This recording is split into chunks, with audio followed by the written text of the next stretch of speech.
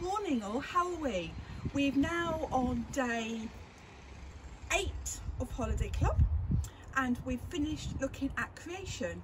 So for the next, nearly lost a piece of paper there, for the next 3 days we're going to look at how we should be looking after God's creation. So you don't normally find me standing between two bins here, do you? But I'm standing beside these two bins for a very good reason. When we think about God's creation, we can think about how perhaps we don't necessarily look after it properly.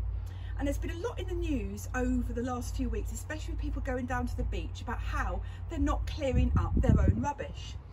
So I thought today we'd perhaps look about how we can recycle and what we should be recycling or not. Now where I live, we have 3 bins. We have a blue one, which is our recycling, a green one, which is our landfill, and we have a brown one, which is back in our garden, which deals with all the garden rubbish. So let's have a look and see what we can actually put in the recycling bin. Now where you live, it could be slightly different, and I'll explain why in a minute. So in my recycling bin, we can put cardboard, lots of cardboard here. We can put tin cans, we can put tin foil, we can put plastic bottles, more cardboard, more plastic bottles, more tin foil.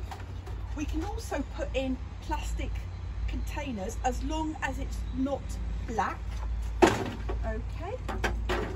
We can put in paper, more plastic, more cardboard, and let's have a look, and more cardboard and some paper.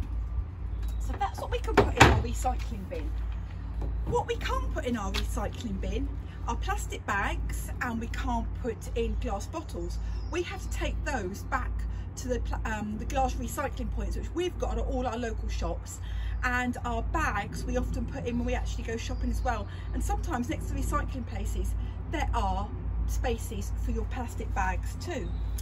But I went on to our local recycling centre and found out what else we could put in. So we can put in at our recycling centre oil, paint, batteries, light bulbs, clothes, books, metal, and actually a lot more than I actually realised. So you can take down your washing machine, but you can also take down your fan as well. So I challenge you to find out what you can recycle in your local area, and in your resource pack you have got a sheet that on one side it's got what you can recycle and what side that you can't recycle. And have a think about when you put your bins out. Now where I live, our bins go out on alternate weeks. What it means is that one week this bin goes out and one week this bin goes out the following week, and then it goes back to this one. Now when this one goes out, I can guarantee it's only about up to there in rubbish. But when this one goes out, we have to really push it all down. So that just shows you how much now we can recycle. So let's go and do our first activity of the day. Now I'm not going to do it here. I'm actually going to go inside, because even though it looks like bright sunshine out, we are meant to be getting some rain. So I'm actually going to go inside to do our next activity. Right, we're now inside my house. This isn't my dining room table. And one thing I didn't talk about outside on purpose was the recycling of food waste. Now, perhaps where you live, you might have a little food bin that you can put all your food waste in, and it goes out onto the curbside and gets picked up weekly or bi-weekly. Again, I don't have that where I live, but so in my back garden we have a compost bin. So any odd bits of raw food, like so potato peelings, carrot peelings, anything like that can go in, but we can't put cooked food in. But I thought, plants have to grow from something, don't they? And generally they grow from, I'm thinking sunflowers, they grow from seeds. Tomatoes, they grow from seeds. Strawberries, seeds, and their seeds actually on the outside of the strawberry. But other vegetables actually grow, you can grow from their root base. And when you actually buy the vegetable either from the shops, or perhaps even if you go and pick your own, or you grow it in your own back garden, you actually buy it or pick it with the root on. I'm going to show you a couple of examples here. This is a leek, okay? It's a very small leek. Sometimes you get them quite thick. A leek is part of the onion family. Now these you'd have seen growing on my dad's allotment if you were watching last week. And we actually grow these in our back garden too. And the other one, which is not, I haven't grown before in here, is a celery. And celery you tend to have with salad. You can chop it up small. And again, you can see, just like the leek, that it's got the root at the bottom of it. Now, you don't eat the root. So when you have a look at a celery, you cut down and down and down, and you end up not eating this bit. But did you know you can grow celery on from this?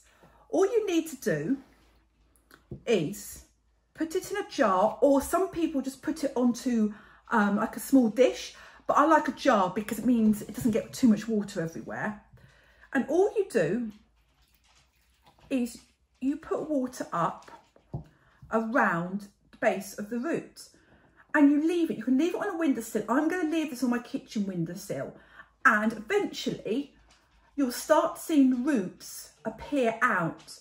And then when the roots appear out from it, you can then put it in some soil, in a plant pot type of thing, and start to grow it. And then you can grow it eventually outside.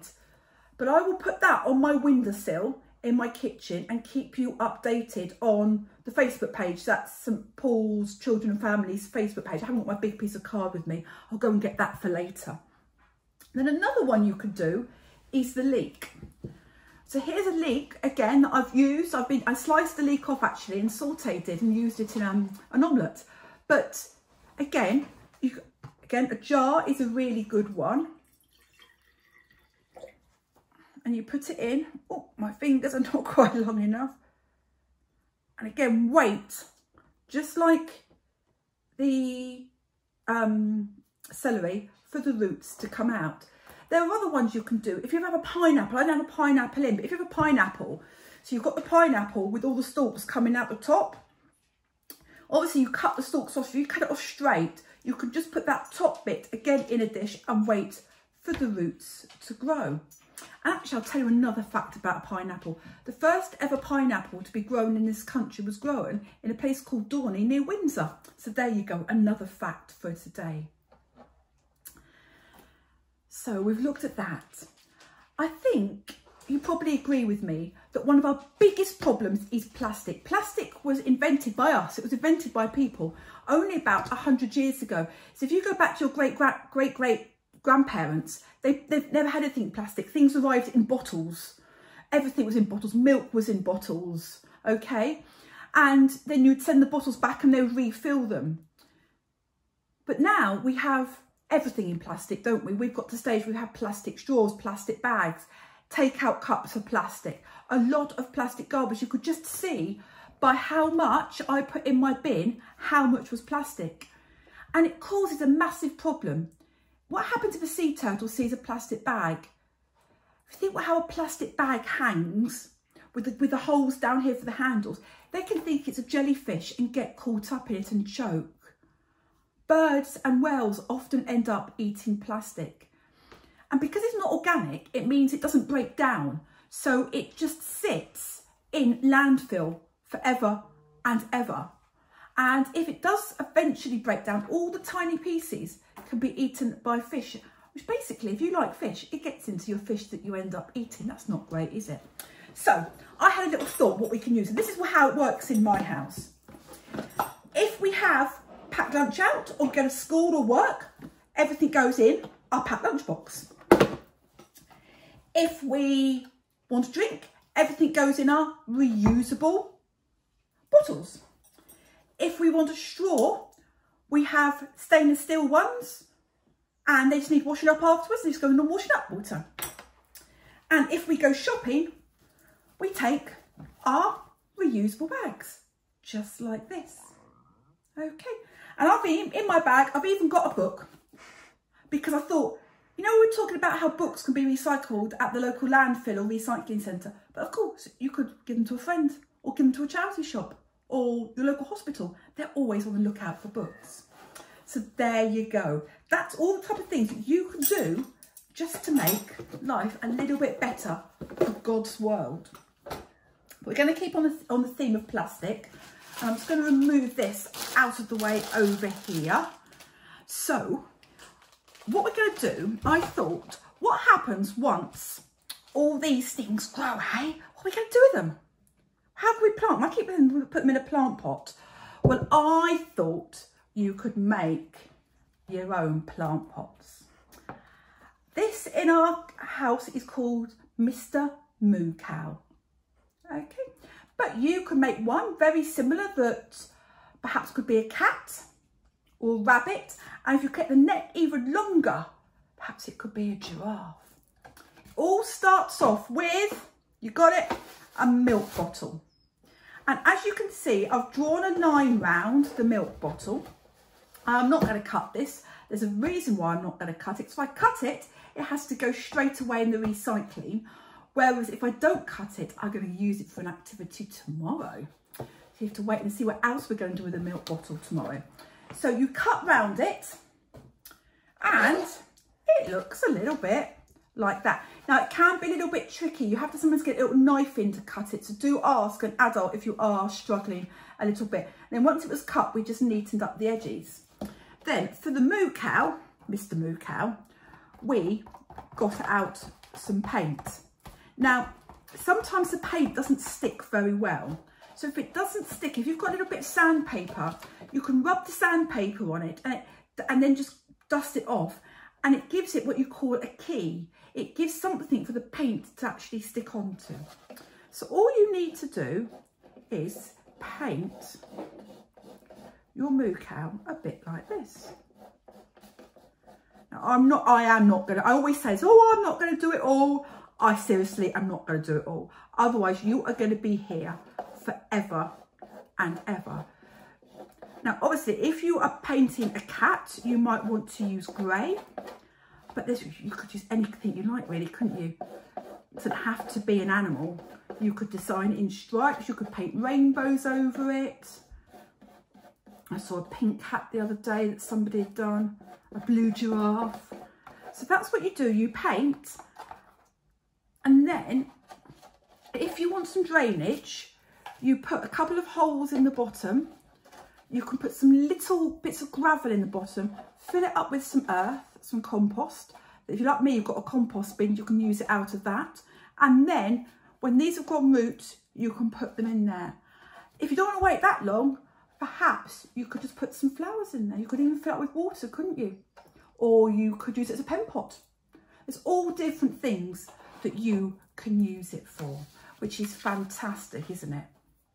So, wow. I think we've done quite a lot today, haven't we? Oh, that's what I've got to do. You're going to keep seeing my arm appear, aren't you, today? Oh, crikey. So this is what you guys have got to do.